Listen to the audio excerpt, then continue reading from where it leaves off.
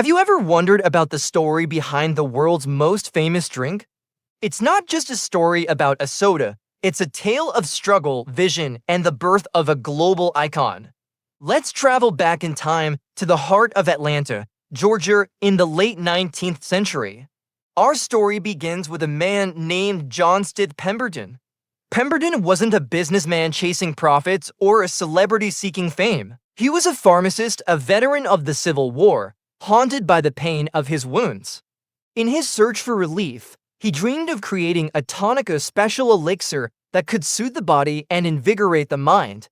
He wanted to offer a solution, a moment of comfort in a world that was often harsh, so he began to experiment. In his small laboratory, he meticulously mixed and measured, driven by his personal quest. In 1886, after countless trials, he finally found the perfect combination. It was a unique blend of exotic ingredients, extracts from the coca leaf, the energizing cola nut, sweet sugar, and rich caramel for color.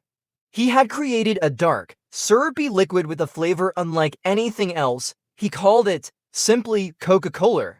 On May 8, 1886, this new creation made its public debut. It was sold at a local spot, Jacob's Pharmacy, not as a bottled beverage, but as a fountain drink.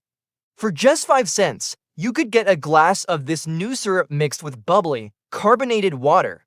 It was marketed as a brain tonic, something to relieve exhaustion. The people who tried it found it delicious and refreshing, but no one, not even Pemberton himself, could have imagined what was to come. They couldn't have known that this humble, 5-cent drink would one day conquer the world.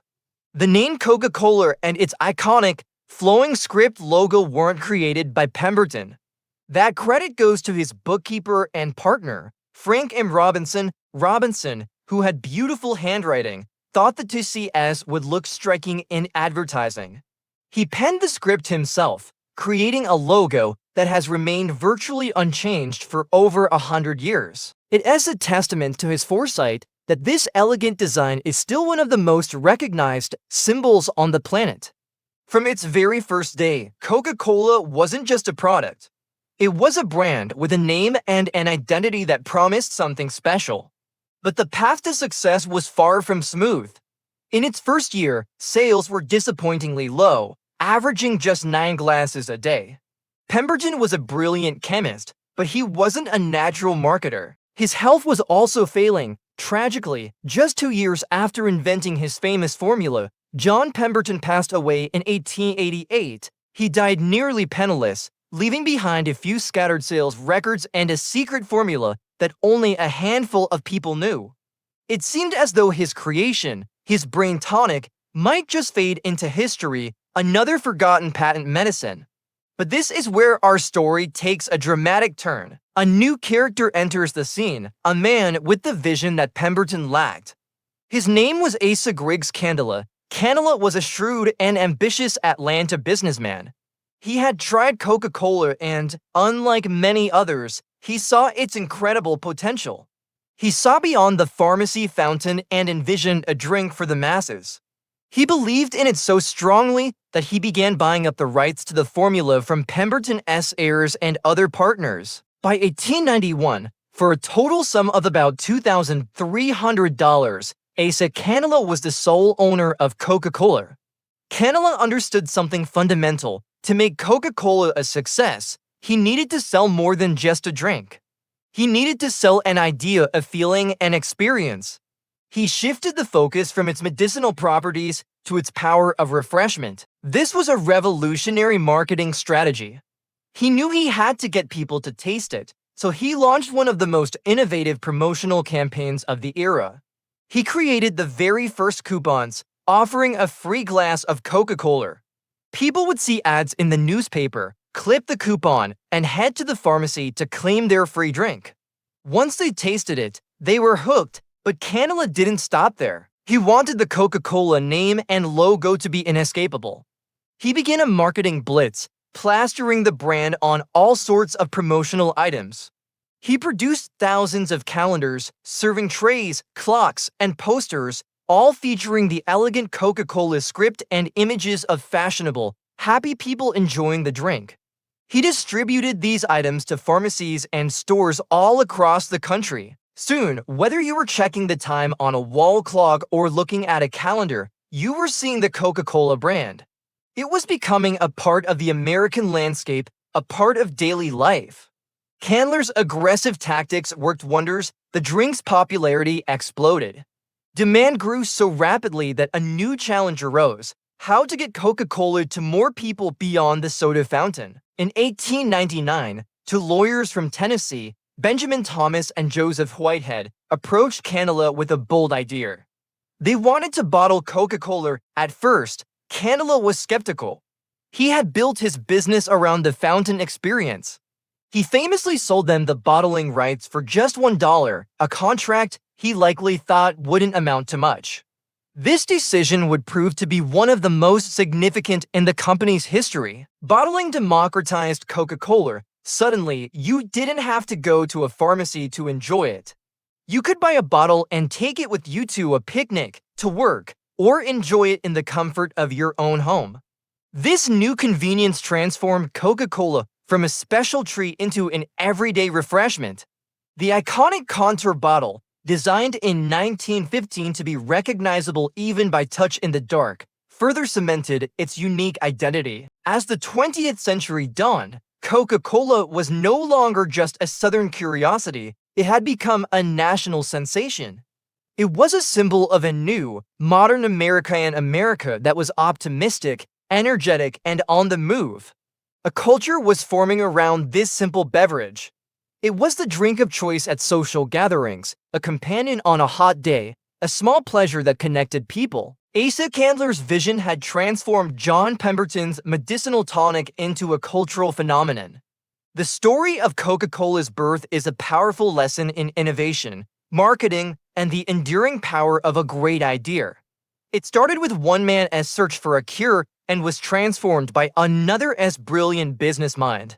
From a single pharmacy in Atlanta to a bottle in nearly every corner of the globe, it's a journey that's as refreshing as the drink itself. You know, sometimes the biggest stories are hiding in plain sight, right inside something as simple as a bottle of soda. Today, we're diving deep into the incredible history of Coca-Cola, but this isn't just about a drink. It's a story about war, genius marketing, and how a simple beverage became a global symbol of happiness. Let's get into it. By the time World War I erupted, Coca-Cola was already a household name in America. It was that familiar taste, a comforting part of daily life. But the brand was on the verge of a massive transformation, and it all started with one man, Robert W. Woodruff. When Woodruff took the helm of the company, he had a vision that went far beyond selling a fizzy drink. He saw something much bigger. He famously declared, "We're not just selling a soft drink. We're selling happiness in a bottle." That one sentence wasn't just a catchy slogan. It was a new philosophy that would steer Coca-Cola's destiny for decades to come. Woodruff understood that the real power of Coke wasn't locked away in its secret formula. It was in the feeling it gave people, the emotional connection. He wanted to embed Coca-Cola so deeply into the fabric of life that people wouldn't just drink it.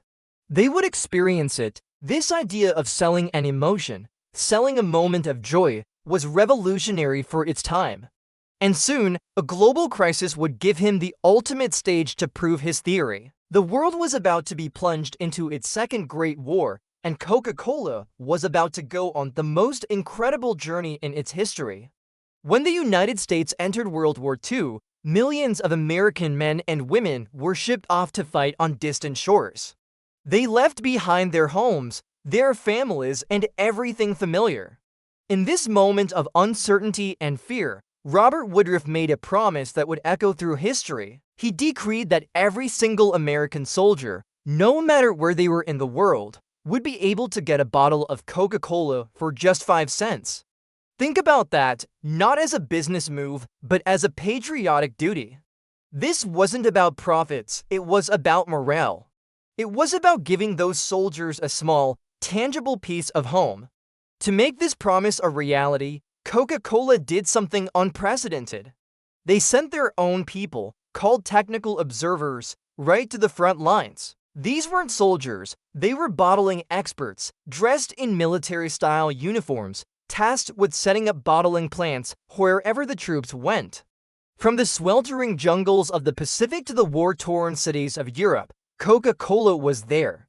They built 60 for bottling plants overseas during the war, supplying millions upon millions of bottles to the troops. General Dwight D. Eisenhower himself specifically requested shipments of Coca-Cola for his soldiers, recognizing its importance for their morale. Imagine being a young soldier, thousands of miles from home, surrounded by the chaos of war. And then you're handed an ice-cold bottle of Coke. It's more than just a drink. It's the taste of a summer afternoon back home, a memory of sharing a soda with friends, a symbol of the life you're fighting to protect. It became a universal password among GIS, a shared comfort that transcended rank and background. In photographs from the era, you see soldiers everywhere on ships, in trenches, during a moment of rest, all holding that iconic contoured bottle. Coke became as essential as their rations and letters from home. When the war finally ended and the world began to rebuild, Coca-Cola faced a decision. What should they do with all those bottling plants scattered across the globe? They could have packed up and gone home, but they didn't. Instead, those wartime plants became the foundation for Coca-Cola's global empire. The infrastructure was already in place.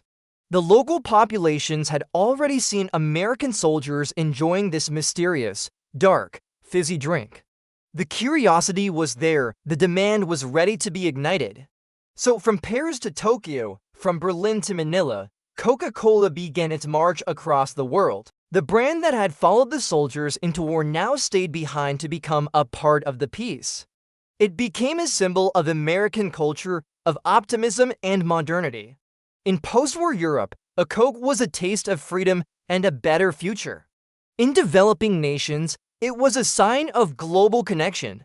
The war had inadvertently given Coca-Cola a global footprint that would have taken decades and billions of dollars to build otherwise. Woodruff's patriotic promise had turned into the marketing masterstroke of the century. But Coca-Cola's conquest wasn't just about logistics. It was also about winning hearts and minds through advertising. And this is where we meet another key figure in our story, an artist named Haddon Sundblom. In the 1930s, Coca-Cola wanted to boost its winter sales. At the time, soda was seen mostly as a summer drink. They hired Sundblom to create a Christmas campaign, and what he did would change the holidays forever. Before Sundblom, the image of Santa Claus was all over the place. Sometimes he was a tall, thin man, other times a spooky-looking elf. There was no single, universally recognized version. Sundblom drew inspiration from the 1823 poem "'Twas the Night Before Christmas," which describes Saint Nick as a jolly, plump, and friendly character. Using his friend Lou Prentice as a model, Sundblom painted a Santa who was warm, grandfatherly, and bursting with joy. And, of course, what was this cheerful Santa Claus holding? An ice-cold bottle of Coca-Cola. From 1931 to 1964, Sundblom's Santa Claus appeared in Coca-Cola ads everywhere. People fell in love with this image. The vibrant red suit perfectly matching Coke's own branding, the big white beard, the rosy cheeks, and the infectious smile. This wasn't just an ad, it was the creation of a modern myth. Coca-Cola didn't invent Santa, but they absolutely defined his modern image. Their ad cemented this specific version of Santa Claus into the collective consciousness of the entire world. The image became so powerful that even today, many people mistakenly believe Coca-Cola created the red-suited Santa. That's the power of great storytelling. By the middle of the 20th century, the transformation was complete. Coca-Cola was no longer just a popular drink from Atlanta. Through the crucible of war and the magic of advertising, it had become a true global icon. It was a symbol of American life, a taste of happiness, and the face of Christmas. It was present at major historical events and in the quiet, everyday moments of people's lives. It had created a universal language of refreshment that everyone, everywhere, could understand. From Robert Woodruff's vision of selling happiness to the strategic presence in World War II, And Sunblum's iconic Santa, every step was a masterclass in building a brand that transcends its product. Coca-Cola sold an idea, a feeling, a connection. And in doing so, it didn't just conquer the market. It became a part of our shared global culture. The story of Coca-Cola is a powerful reminder that sometimes the most influential forces in our world come in the most familiar packages. Upbeat, engaging intro music fades slightly into the background. Hey everyone, welcome back to the channel. Today, we're diving deep into the story of a brand that didn't just sell a product, but managed to sell a feeling to the entire world. We're talking about Coca-Cola, and specifically, its marketing golden age. Picture this, it's the 1950s. A revolutionary new device is making its way into living rooms across the country. Television, families are gathering around these glowing screens, completely captivated. And one company saw this not just as an advertising opportunity, but as a chance to become part of the family. Coca-Cola wasn't just showing you a drink. They were showing you a life you wanted to live. They weren't selling refreshment in a bottle, they were selling moments. Laughter with friends, a shared glance, the feeling of togetherness. Every single commercial was a miniature story, a snapshot of pure joy, with a bottle of Coke right at the center. Their slogans weren't just catchy phrases. They were reflections of our deepest desire for human connection. Think about it, the pause that refreshes, it wasn't about quenching thirst. It was about taking a moment for yourself, a moment to connect. This was a masterclass in emotional marketing before the term even existed.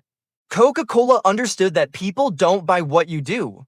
They buy why you do it, and Coke's why was happiness. Then came 1971, the world was a complicated place, filled with division and uncertainty. And in the midst of it all, Coca-Cola did something truly audacious. They released what many still consider the greatest commercial of all time. You know the one I'm talking about.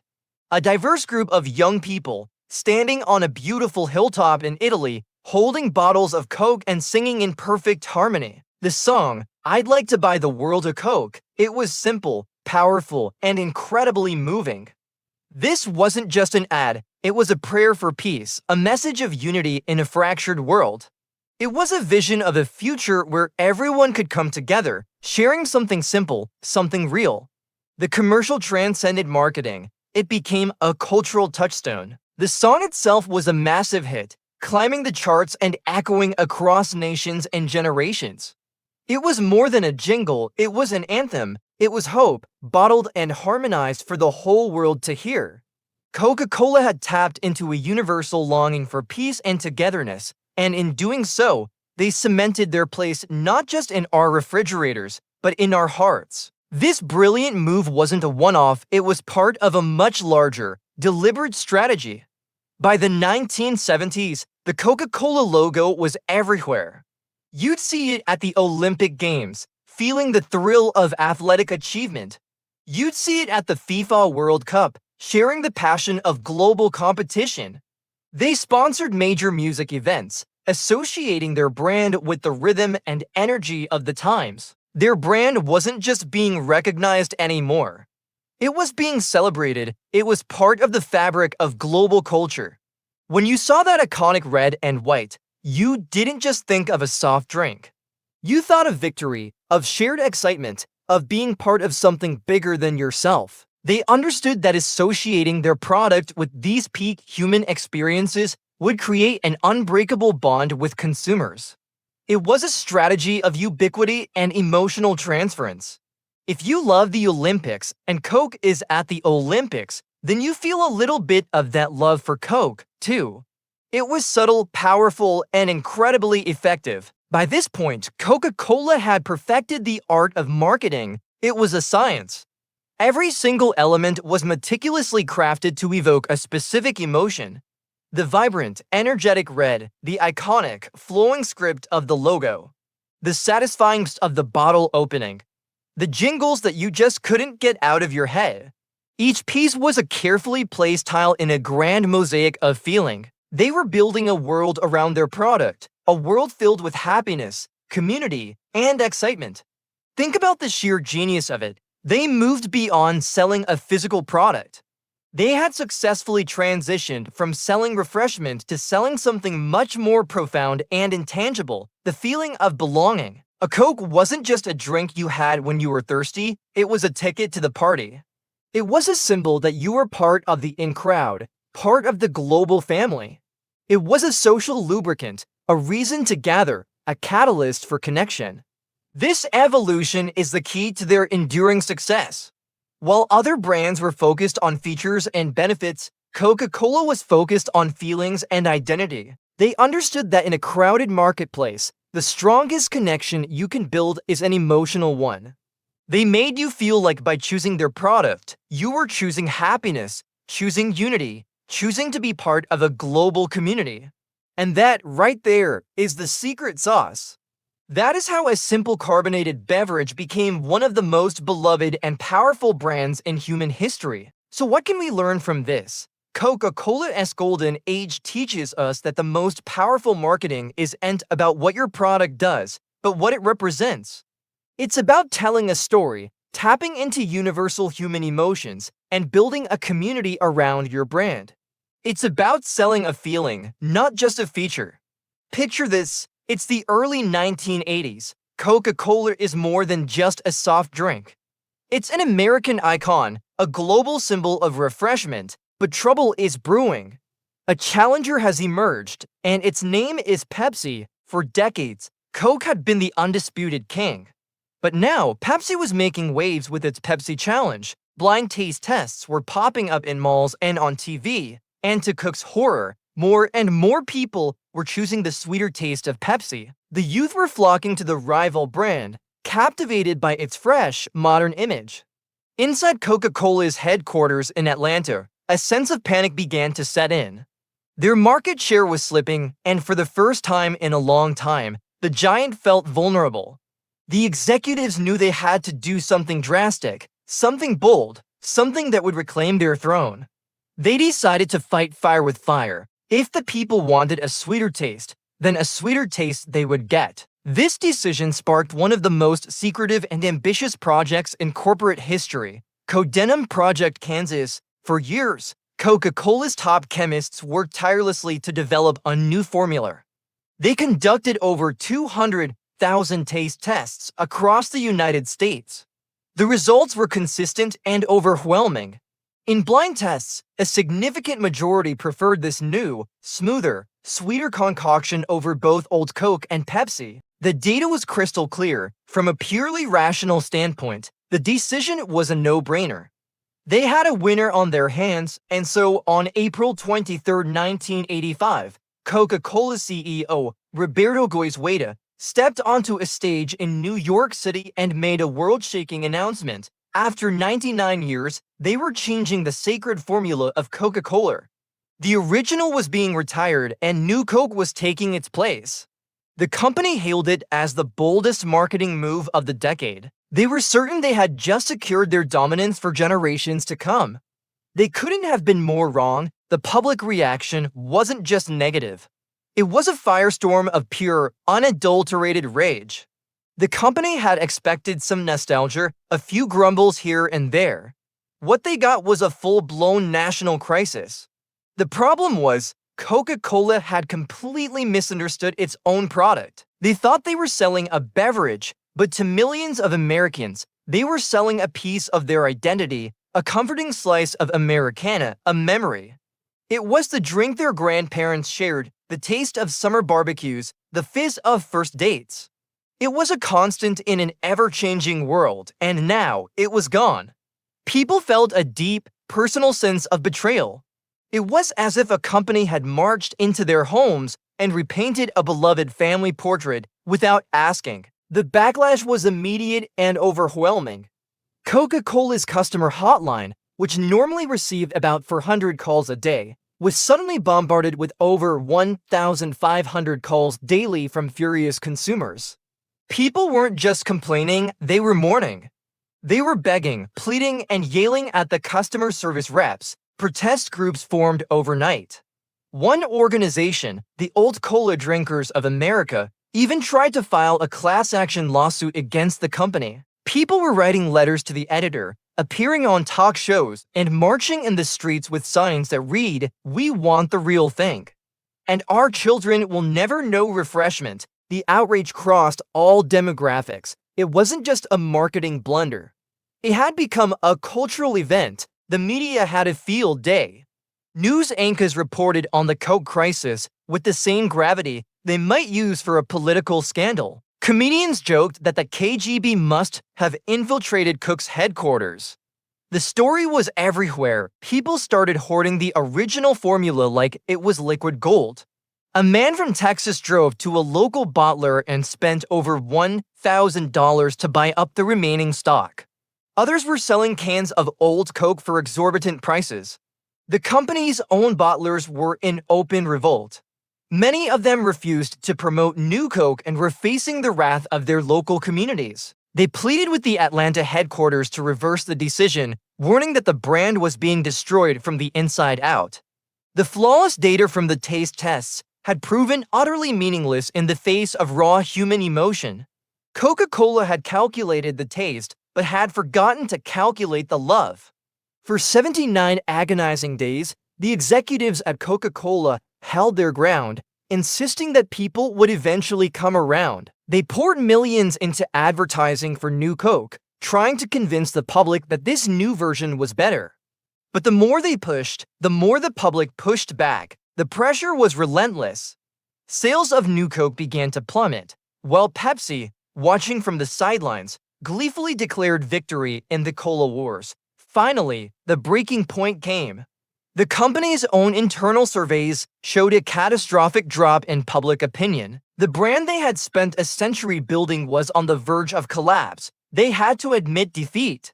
On July 11, 1985, just 79 days after its launch, Coca-Cola made another announcement. This time, it wasn't with pride, but with humility. They were bringing back the original formula. It would be sold alongside new Coke and be branded as Coca-Cola Classic. The news was met with national jubilation. People cheered in the streets. News anchors broke into their broadcasts with the headline, "It was like a long-lost friend had finally come home." When the first trucks carrying Coca-Cola Classic rolled out, they were greeted by cheering crowds. The return of the original Coke wasn't just a business decision, it felt like a national holiday. In a strange twist of fate, the biggest blunder in marketing history turned into one of its greatest triumphs. The fiasco had inadvertently reminded the entire world just how much they loved the original Coca-Cola. When it returned, sales skyrocketed. Coca-Cola Classic didn't just reclaim its top spot. It soared to new heights, solidifying its position as the undisputed king of soft drinks for decades to come. New Coke quietly faded away and was eventually discontinued. The company learned a priceless lesson, as CEO Roberto Goizueta later admitted. The simple fact is that all the time and money and skill poured into consumer research on the new Coca-Cola not measure or reveal the deep and abiding emotional attachment to original Coca-Cola felt by so many people. They had set out to change a drink, but they had messed with an institution. The story of New Coke is a powerful reminder that a brand is so much more than its product. It's a feeling, a connection, a story that people tell themselves. It's about loyalty and trust. In trying to fix something that wasn't broken, Coca-Cola accidentally staged the most effective marketing campaign for its original product ever conceived. It proved that sometimes the greatest successes are born from the ashes of our most spectacular failures. So next time you pop open a can of Coke, remember the summer of '85, the summer a company made a terrible mistake. In doing so, discovered the true soul of its brand. Today, we are continuing our deep dive into the story of a brand that has truly touched every corner of the globe. In our last episode, we saw how Coca-Cola became an American icon. Now, we are going to explore how it became a global phenomenon and navigated the seismic shifts of the digital age. Let's pick up the story as the 1990s began to dawn. The world was changing. The Berlin Wall had fallen, new economies were opening up, and a wave of globalization was sweeping across the planet. For Coca-Cola, This wasn't just a political or economic shift, it was a golden opportunity. Having conquered the American market, the company set its sights on a new frontier, the rest of the world. The focus turned to emerging markets in Asia, Africa, and Eastern Europe, places where billions of people were just beginning to connect with Western culture.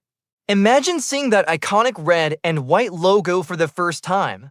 For countless individuals in these regions, a bottle of Coke was more than just a sweet, fizzy drink. It was a tangible piece of the modern world, a symbol of progress, optimism, and connection.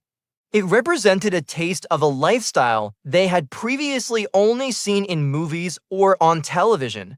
The brand's message, which had always been about happiness and togetherness, transcended language barriers. It spoke a universal dialect of joy and shared moments. But Coca-Cola's genius wasn't just in shipping its product overseas. The company understood that true global success could come from simply imposing an American brand on diverse cultures. It had to be a two-way street. So instead of being an outsider, Coca-Cola worked to become an insider. It began to weave itself into the very fabric of local communities. This was a strategy of blending, adapting, and most importantly, listening. How did they do this? Through culture, music, and sports, the universal languages that unite us all. Coca-Cola sponsored local music festivals featuring regional artists. They became a major partner in global sporting events like the FIFA World Cup and the Olympics, events that ignite national pride and collective celebration. By doing so, they weren't just selling a drink. They were associating their brand with the moments that mattered most to people, no matter where they lived. In India, they connected with the vibrant energy of Bollywood. In Brazil, they embraced the passionate rhythm of samba and football. Each market had a unique approach, tailored to resonate with local values and traditions. This strategy was brilliant because it allowed Coca-Cola to maintain its core identity while also feeling familiar and local. It was the same Coke, but it spoke your language, celebrated your holidays, and cheered for your team. This deep integration built a level of brand loyalty that few companies could ever hope to achieve. Coca-Cola wasn't just in the market, it was part of the community. Then, just as the brand had seemingly mastered the physical world, a new revolution began to unfold, one that would change the rules of engagement forever: the digital revolution. The rise of the internet and later, social media, shifted power from corporations to consumers. Suddenly, everyone had a voice, a platform to share their opinions, and a network to influence. Traditional one-way advertising, where brands simply broadcasted their message, was becoming obsolete. The new era demanded a conversation. Once again, Coca-Cola proved its remarkable ability to adapt. The company saw that the digital landscape wasn't a threat, but another opportunity to connect with people on a deeper, more personal level. They shifted their strategy from creating campaigns that people would simply watch to creating experiences that people could participate in. It was a move from passive observation to active engagement. And in 2011, they launched a campaign that would become a masterclass in modern marketing: Share a Coke. The concept was deceptively simple. Coca-Cola began printing common first names on its bottles and cans. But the impact was profound. Suddenly, the product wasn't just *** Coke. It was * your * Coke. It was Sarah's Coke, Michael's Coke, Emma's Coke. This simple act of personalization transformed a mass-produced item into a unique, individual token. The campaign was an instant sensation. People scoured store shelves, looking for their own name or the names of their friends and family. It sparked a treasure hunt, a game that everyone could play. And what did people do when they found that special bottle? They shared it, not just the drink itself, but the experience. Social media feeds were flooded with photos of people holding their personalized bottles. The hashtag #ShareACOKE trended globally. It was a perfect storm of nostalgia, personalization, and technology. The Share a Coke campaign brilliantly tapped into a fundamental human desire: the desire to feel seen and acknowledged. It made each consumer feel special, turning them into brand ambassadors who willingly spread the message. The campaign was rolled out in over 80 countries, with names adapted for local languages and cultures, once again demonstrating Coca-Cola's think global, act local philosophy. It was a powerful reminder that even in a world of digital connections, a personal touch could still create magic. Millions of people shared their stories, their moments, and their Cokes, creating an unprecedented wave of user-generated content that was more authentic and powerful than any traditional ad could ever be. While this digital renaissance was underway, Coca-Cola was also undergoing another major transformation behind the scenes. The company recognized that consumer tastes were evolving. People wanted more choices. Health and wellness were becoming bigger priorities. Relying solely on its flagship sugary soda was a risky long-term strategy.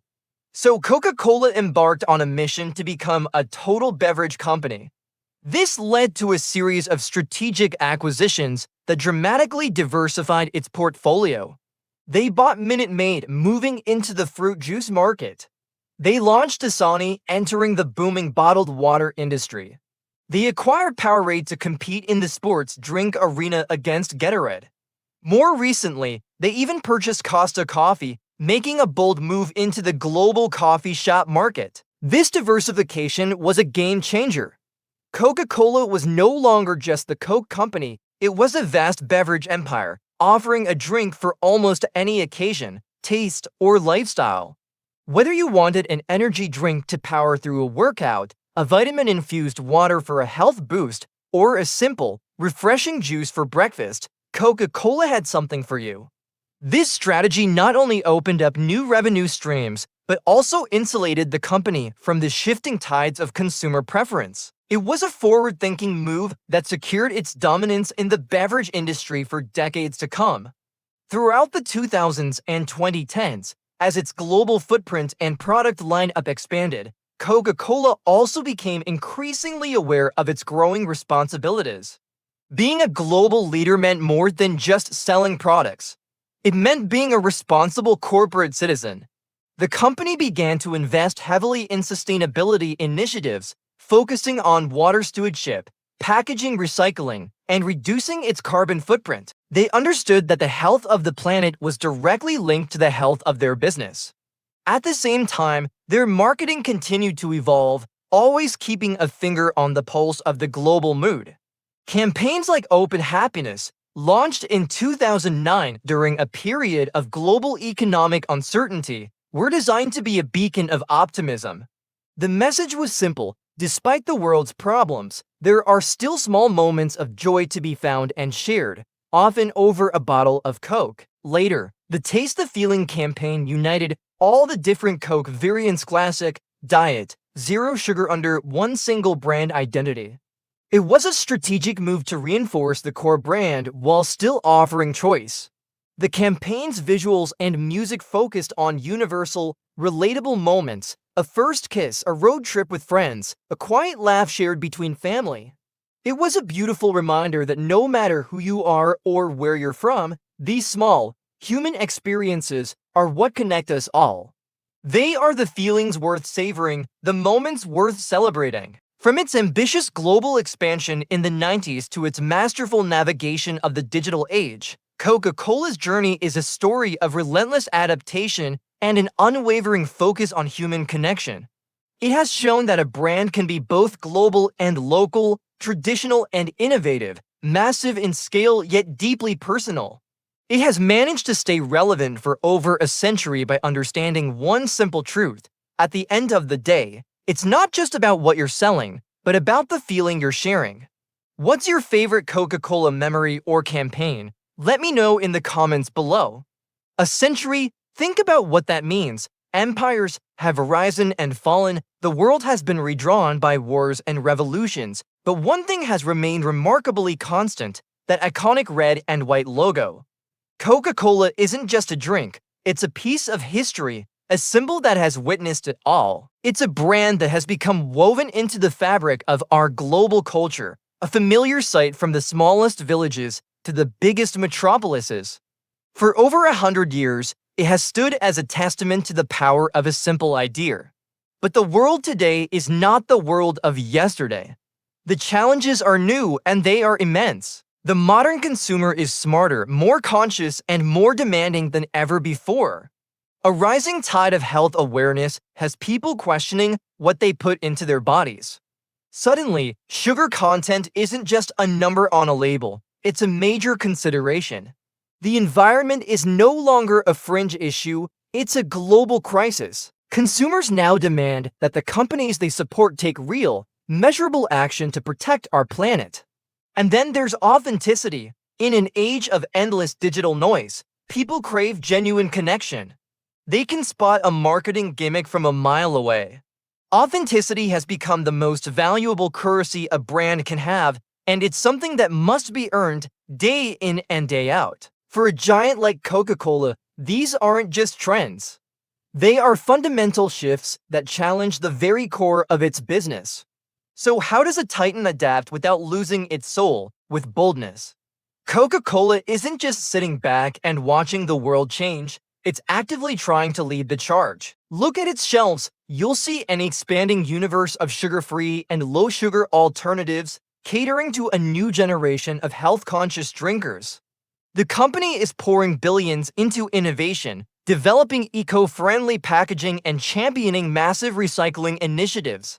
Their goal is ambitious, a fully sustainable future where every bottle has a life beyond its first use. The vision has evolved. It's no longer just about refreshing the world. It's about making a tangible, positive difference while doing it.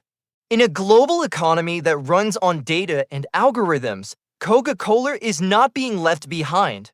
It's embracing artificial intelligence, using data-driven marketing to understand its customers on a deeper level, and creating immersive digital engagement campaigns. From interactive apps to viral social media moments, it's finding new ways to connect with people where they are, but it's not all just tech and data. The brand stays culturally relevant by forging powerful partnerships in the worlds of music, gaming, and art. It's about being part of the conversation, staying vibrant and exciting for new generations who are defining the future. Yet, through all this change and innovation, one core element remains untouched, as powerful today as it was in a dusty Atlanta pharmacy over a century ago. That element is emotion. When you strip away the logistics, the marketing strategies, and the global supply chains, what is the story of Coca-Cola really about? It's not about the secret formula or the quarterly earnings. It's about a universal truth it tapped into from the very beginning, the simple, profound power of shared happiness. It's the feeling of a cold drink on a hot day, the fizz of celebration, the quiet moment of connection when you share a bottle with a friend. As long as people gather to celebrate life's big wins, laugh over small moments, or simply pause to find a little bit of joy in their day, Coca-Cola will be there. It serves as a quiet reminder of something we all know deep down: that happiness never goes out of style, that a simple red label can still be a symbol of optimism, and that one bottle, shared between two people, can, in its own small way, help connect the world. From a humble start in a small Atlanta pharmacy, one fizzing, caramel-colored drink began a journey that would put it into the hands of billions across the globe. This isn't just the story of a beverage company. It's a chapter of human history, written in bubbles and iconic glass bottles. Think about it. Coca-Cola's journey is a roller coaster of brilliant moves and spectacular blunders, of adapting to a changing world while staying true to its core. It's a masterclass in innovation, one that was always grounded in a deep understanding of human emotion. What makes a moment special? What brings people together? These are the questions they asked. From the classic contour bottle, designed to be recognizable even in the dark, to the iconic "I'd like to buy the world a Coke" ad that became a global anthem for peace and unity, Coca-Cola has woven itself into the fabric of our culture. It was there during wartime, offering a taste of home to soldiers far away. It was there at family barbecues, sporting events, and movie nights. It became a symbol, a small, accessible piece of shared experience. Of course, the path wasn't always smooth. Remember New Coke? It's now taught in business schools as one of the biggest marketing missteps in history. But what's fascinating is how they turned it around. The public outcry wasn't just about a flavor, it was about an identity. People felt like a piece of their history was being taken away. Coca-Cola listened, brought back the classic formula, and in doing so, strengthened its bond with the public more than ever before. It was a powerful lesson. Never underestimate the emotional connection people have with your brand. Coca-Cola isn't perfect, no brand is, but it is undeniably timeless. It has grown, adapted, and endured for over a century by understanding a fundamental truth. It is not just about what people drink, but why they drink it. They're not just selling a soda, they're selling happiness, nostalgia, and a moment of connection. And maybe that's the real secret formula. It isn't locked away in a high-security vault in Atlanta. The true secret is in the hearts of every person who opens a bottle, hears that satisfying hiss, takes a sip, and remembers that for just a moment, life can taste a little bit sweeter. Thanks so much for watching and exploring this story with me. If you enjoyed this journey, don't forget to hit that like button and subscribe for more deep dives into the brands that shape our world. See you in the next one.